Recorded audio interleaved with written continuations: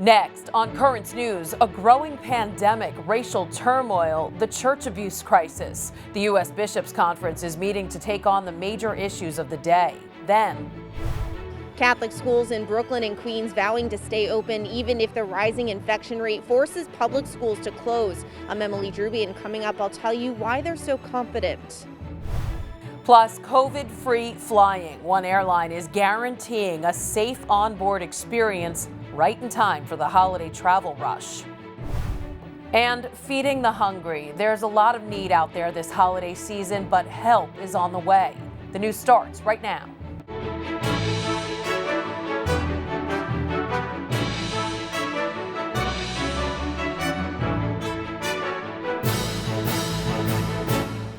Good evening, I'm Christine Persichetti. Day 2 for the United States Bishops just wrapped up. We're in the middle of their annual conference taking place online this year.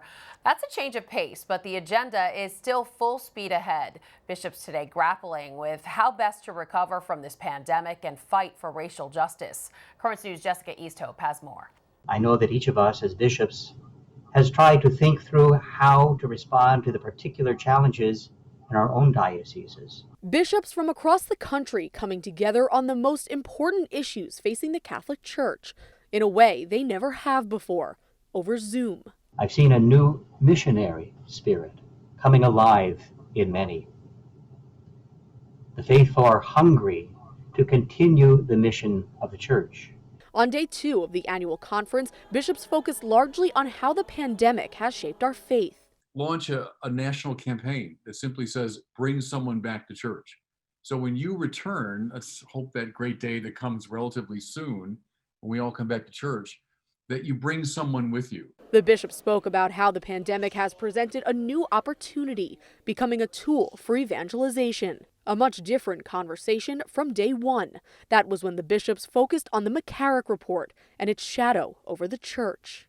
In light of the Holy See's report on Theodore McCarrick, we again want to express our deep sorrow and pray that they might find healing and hope. But bishops are in lockstep with Pope Francis, committed to ousting abuse within the church while tackling other pro-life issues like racial justice. We could not have known that we would watch on screen numerous killings of African Americans and that these killings would spark worldwide peaceful demonstrations and protests, and sadly and reprehensibly also spark violence in some places. Bishops are urging church leaders to prepare for the honesty Black parishioners share with them, an honesty that's not always easy to hear. There was a lot of hurt and a lot of pain that came to the surface. But I would see that as one of the fruits. Soon-to-be Cardinal Wilton Gregory didn't get to weigh in on the racial justice conversation, but that's because he's on his way to Rome to become the church's first African-American cardinal. Jessica Easthope, Currents News. The Bishops' Conference wrapped up with the Archbishop Jose Gomez expressing the concerns of all bishops over the projected winner of the presidential election, saying Joe Biden's stance on abortion and other issues related to Roe v. Wade run counter to church teaching. When politicians who profess the Catholic faith support them, there are additional problems. Among other things, it creates confusion with the faithful about what the church actually teaches on these questions. Archbishop Gomez also announced that a working group will be assembled to study the issues surrounding a potential Biden administration. The U.S. bishops also made some high-level appointments during their meeting. Baltimore Archbishop William Lori chosen to be the chairman-elect of the Committee on Pro-Life Activities. The bishops voted for Cardinal Timothy Dolan of the Archdiocese of New York to be the chairman of the Committee for Religious Liberty. And among the 7 bishops elected as board members for Catholic Relief Services, the Diocese of Brooklyn's very own Bishop Octavio Cisneros, friend to Currents News, Bishop Shelton Fabre of Homa Thibodeau, and Cardinal Joseph Tobin of Newark. Turning now to the fight against COVID. Now that we have 2 possible vaccines, the question is, how do we actually get our hands on the shots? That's the challenging part. So Pfizer is planning to test the distribution of its vaccine candidate in 4 different states. The Pfizer vaccine has to be kept really cold, and it requires 2 doses spaced 3 weeks apart to be effective.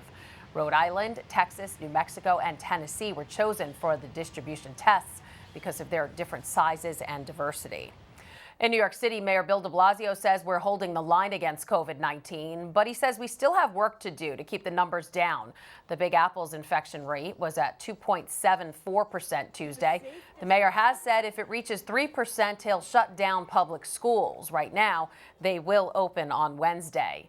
So New York City public schools are waiting anxiously to see if they will be allowed to continue in-person learning. And as Emily Druby reports, that's not the case for Catholic schools in the Diocese of Brooklyn. Our schools will not close. A strong message coming from Superintendent of Catholic Schools for Brooklyn and Queens, Thomas Chadzuko. We really want the children in the classrooms. The firm stance comes as public school students continue to learn whether or not they'll be able to learn in person on a day-to-day basis. Mayor Bill de Blasio has vowed to close schools if the city's infection rate hits 3%. On Tuesday, it was 2.74. It's been hovering close to 3 for days. But schools in the Diocese of Brooklyn calming parents' fears, announcing that even if the city hits that 3% benchmark, they will still keep all 69 of their schools open for in-person learning, adding they're more than prepared to keep students safe. We all have to meet the basic minimum requirements that the Department of Health, both city and state, has put forth for us. We go above and beyond those requirements as well. Along with normal health checks like daily screenings, they've been able to prevent this spread by staying diligent and communicating. The cases that have come in have been reported to us are really, when we trace them back, and these are events that are beyond our control on the weekends. You know, events where there's been Halloween parties, sporting events, oddly enough, sleepovers. Principals report to the assistant superintendent who works with the health department to deal with the potential spread. This will be especially important as students go into the holiday season. Even when there's possible exposures, they call us right away to say, you know, this happened, you know, someone's grandmother was over and might have gotten ill, and you know, what do we do? The schools are facing a steep financial hurdle, how to pay for mandatory testing in hotspot zones. It can cost anywhere from $2,000 to $10,000 a week per school, which adds up. For example, all yellow zone schools testing combined is an estimated $84,000 a week. That's money the schools have to cover. I was provided information about applying for a grant that will cover those costs. I'm actually in the process of working that grant out. The grant would cover about $1.3 million. That's the ask. They won't have the final number for that grant until and if it comes through. Emily Druby, Currents News. With Thanksgiving a little more than a week away, Catholic Charities Brooklyn and Queens is already getting into the spirit of giving. More than 900 turkeys and food vouchers were given to families in need so they can celebrate the holidays like everyone else. The annual giveaway being held this year at St. Francis of Assisi, St. Blaise Parish in Prospect Lefferts Gardens in Brooklyn. The head of CCBQ, Monsignor Alfred Lapinto, saying the giveaway is needed now more than ever. This need, it's unbelievable. I mean, just all you have to do is look. The line is now probably, I would say, close to a mile. Wow.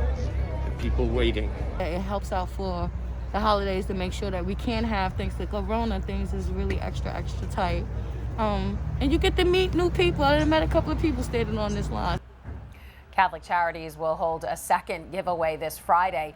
That will be at presentation of the Blessed Virgin Mary Convent. The address there, 15923 89th Avenue in Jamaica, Queens. The event starts at 10 a.m. The holidays are a peak time for Big Apple tourism, but not this year. In fact, some experts say thanks to the pandemic, it could take years for the tourism industry to recover. NYC and Company predicts the number of out-of-towners returning to New York will not fully rebound until 2025. The surge in tourism in recent years had been vital to the city's economy, supporting hundreds of thousands of workers. Last year, the city saw more than 66 million visitors. By the end of this year, we'll only see a third of that total. New Yorkers have been itching to travel too, to find some faraway destination to escape the troubling world of COVID. And now there's a glimmer of hope on the horizon. On at least one of its flights, United Airlines is guaranteeing a COVID-free experience. We joined Richard Quest as he waits to board the flight from Newark Airport. International travellers face specific problems, a patchwork quilt of quarantine restrictions and regulations. For instance, who's going to fly to London if it means they have to quarantine for 14 days if they're just going on holiday? Testing could be the way to avoid lengthy quarantines, and United is experimenting with testing all passengers over the age of 2 for free on select New York to London flights. They guarantee everyone on board, crew and passengers, has tested negative. You have to think of this not about what's happening now with one flight to London, but imagine that this is the way it's going to be for multiple flights across the ocean as testing becomes more accepted by various governments. Then you're going to have 5, 10, who knows how many flights with passengers doing the COVID test. Yes, are we ready? The nurse will see me now. Now that was a piece of cake. Easy for me, a potential lifeline to the ailing airlines. United's chief executive, Scott Kirby, told me they're trying to prove to governments testing is the answer. We're hoping that a negative test can give confidence to governments around the world to let people come in and avoid the quarantine requirements. Because as you know, if there's a 2-week quarantine, people simply aren't going to travel in these international markets. Public health experts remind us testing has its limits. There's a small chance the test could be wrong, and the risk someone could have the virus and still be in the incubation period. Testing negative in New York, but testing positive in London. United's chief executive says he knows testing is not 100% foolproof, but believes as the world waits for a vaccine, testing, air filtration systems and enhanced cleaning, along of course with masks, help passengers get back into the friendly skies.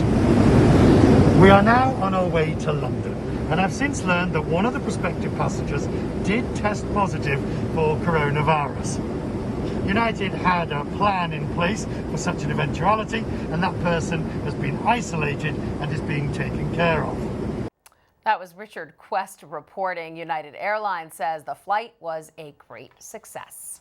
There's a lot more news headed your way. Hurricane IOTA is tearing across Central America. Floods, high winds, and mudslides devastating parts of Nicaragua and Honduras.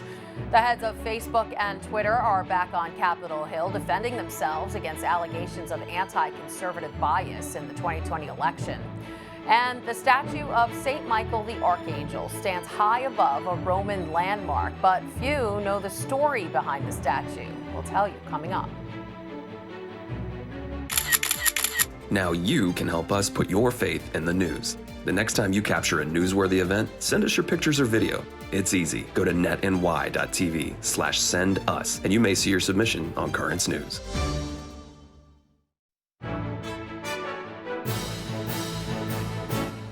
This hurricane season has been relentless as Category 4 storm IOTA makes landfall along the coast of Nicaragua. IOTA is the 30th storm in this record-breaking year. Patrick Ottman reports as Central Americans struggle to survive after yet another natural disaster. Coming late in an already record-breaking hurricane season, Hurricane IOTA has all the markings of a catastrophic storm as it takes aim at Nicaragua and Honduras. And the storm follows the path of Hurricane ETA, which slammed into Central America earlier this month as a Category 4 storm, killing dozens of people, causing widespread flooding and leveling homes. I was destroyed, completely without anything. I was only left with the clothes on my back, without anything. Completely. In 15 minutes, my house was destroyed. Before IOTA's arrival, Nicaraguan Navy ships ferried people inland from unprotected coastal areas. An army truck transported people to shelters. Some tried to repair homes damaged 2 weeks ago by Hurricane ETA. More than 3.6 million people in Central America have been impacted by that storm, according to the Red Cross, and are vulnerable as IOTA approaches. With 2 weeks until the end of the hurricane season, IOTA will be the 30th named storm of a record-breaking year. Forecasters have now switched to the Greek alphabet after running through all 21 names selected for this year's hurricane season, something that hasn't happened since 2005. IOTA will be the latest in the year that Category 5 hurricane has formed in the Atlantic Basin since forecasters began keeping records. When Category 5 Hurricane Mitch hit Honduras and Nicaragua in 1998, more than 11,000 people died in the region, many in widespread mudslides. Now people rush to seek safety before the storm hits, crowding into shelters despite the danger presented by the coronavirus. Some shelters in Nicaragua are at capacity. We are receiving those who come, but we cannot receive more people because it's too full. We don't have the premises. There is no more space. In an already hard-hit region, more devastating wind, rain, and suffering are on the way. That was Patrick Oppman reporting. Nicaragua's disaster management agency has not reported any deaths from the storm.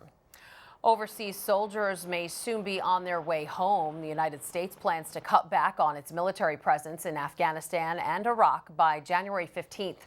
The new acting Secretary of Defense, Christopher Miller, announcing that the U.S. will withdraw about half of its forces from Afghanistan and about 500 troops from Iraq. This less than a week after President Trump fired the former Defense Secretary Mark Esper. At Facebook, we took our responsibility to protect the integrity of this election very seriously. The CEOs of Facebook and Twitter once again answering questions about censorship before a Senate Judiciary Committee.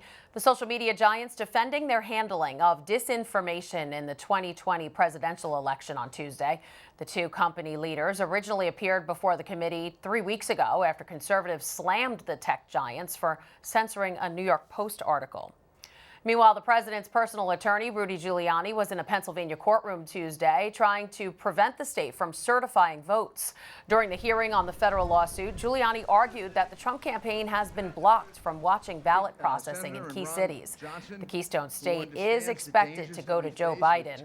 The Pennsylvania lawsuit is one of several legal challenges by the Trump campaign that claim voter fraud during the election. Secretary of State Mike Pompeo met with the head of the Orthodox Church in Istanbul Tuesday to discuss religious freedom in Turkey. While on a 7-country tour of Europe and the Middle East, Pompeo rejected offers to meet with Turkish officials, instead opting to meet with the ecumenical patriarch Bartholomew I. The two toured the Church of St. George, a cathedral which dates back to the early 1600s. From one historic landmark to another, an angel statue that's been protecting the city of Rome and its visitors for centuries, but many don't know the story behind the statue. As if in a celestial scene, the statues of these angels guide pilgrims to the Vatican. Before arriving, however, it's impossible not to raise one's gaze to this castle from the year 123 and see the image of St. Michael the Archangel at the top. Pope Gregory the Great experienced this same scene in the year 590 during a procession asking for the end of the plague that was keeping the city of Rome in isolation. The moment in which all the people were close to Castel Sant'Angelo, carrying with them the image of Salus Populi Romani, the image of Our Lady that's kept at St. Mary Major, a group of angels appeared singing the Regina Coeli. The Pope looked up on top of the castle and saw St. Michael the Archangel cleaning and sheathing his bloody sword. That was the sign that marked the end of the plague. The statue isn't there randomly, nor is it the original. The one seen today has a classical design with Roman vestments. It was completed in 1752. It was completed by a Belgian artist. It was the last of a series of statues previously created. Today, a marble statue sculpted during Paul III's pontificate is conserved inside. After the miraculous apparition, the structure built to be Emperor Hadrian's mausoleum was renamed Castel Sant'Angelo, acquiring a very important role for the city. Later, it will be incorporated into the Vatican with the construction of the Passetto di Borgo. Then, it will serve various functions in history. It will become a fortress, a prison, a treasure trove, an archive, and a very important place, especially for the defense of Rome. And to this day, standing over 16 feet tall, the statue of St. Michael the Archangel is said to be watching and defending the locals and tourists in the Eternal City. Still to come on Currents News, creativity conquers COVID, how one Catholic church in Pennsylvania is using their church parking lot to minister to the faithful. And We'll introduce you to Sadie the pup, a rambunctious 12-week-old lab who's bringing joy and laughter to some lucky residents. Do you have a story idea or want to share a tip? Email us at newstips@desalesmedia.org or call our 24-hour number, 718-517-3122. We'll be right back.